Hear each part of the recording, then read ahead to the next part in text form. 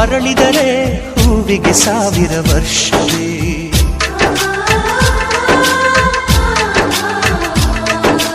ಕಣ್ಣೆರಡು ಇರಬಹುದು, ನೋಟಗಳೊಂದೇ ಅಲ್ಲವೇ?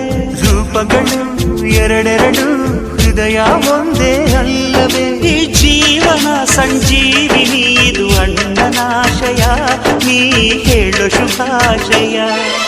ನಮ್ಮ ಮನೆಯಲ್ಲಿ ದಿನವೂ ಮಿರುಗೋ ಚೈತ್ರವೇ, ಬೆಳದಿಂಗಳ